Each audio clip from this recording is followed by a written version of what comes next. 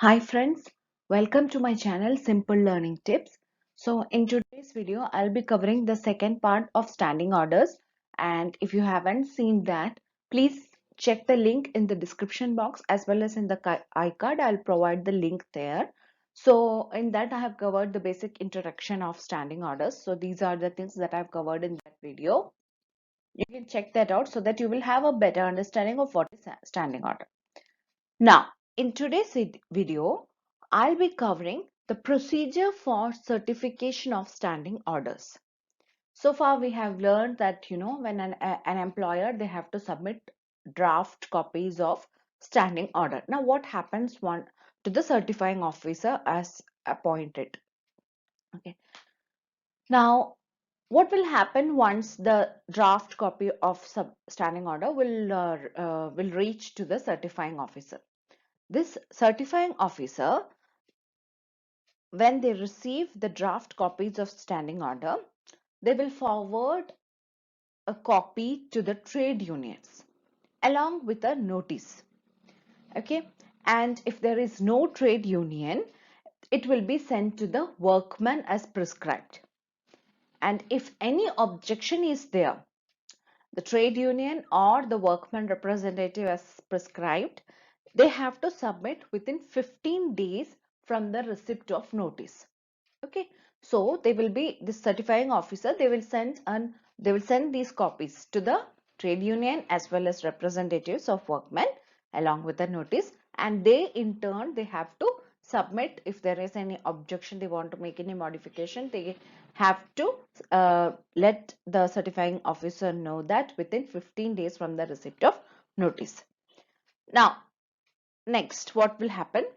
The certifying officer, they will give the trade union, they will or workman representatives as prescribed an opportunity to hear, and after hearing, if anything is required, they will make the necessary modifications and will certify the same. Then within 7 days, the copies of the authenticated standing order will reach the employer and the trade union or the prescribed representative of the workman where there is no trade union. Okay, so I hope it is clear. That is what these two points are. So I'll just read. Certifying officer will send a copy of the draft standing order to the workman or trade union along with a notice calling for objections that shall be submitted to him within 50 days of receiving such notice. On receipt of such objections, the employer and workman will be given an opportunity of being heard, after which the certifying officer shall decide and pass an order for modification of the standing order. I hope it is clear. Next,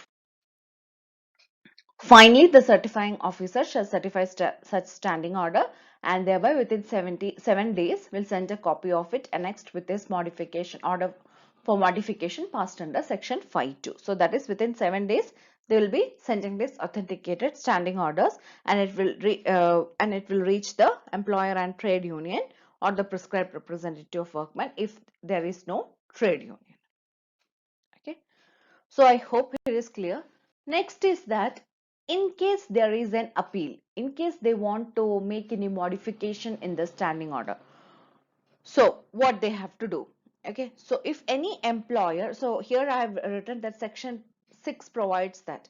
So what does it means that if any employer or trade union or workman representative, they want to appeal, they have to submit the appeal within 30 days from the date of which copies of the standing orders are sent the uh, of which they have received the certified standing orders, and they have to send it to appellate authority.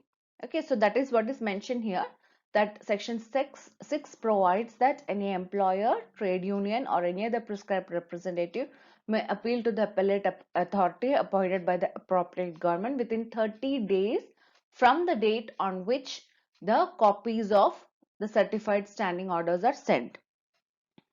Okay, now next what will happen is that appellate authority, they will give the appellants, that is the trade union or workers representative or employers, an opportunity to be heard, and he will pass the final order and his decisions will be made final.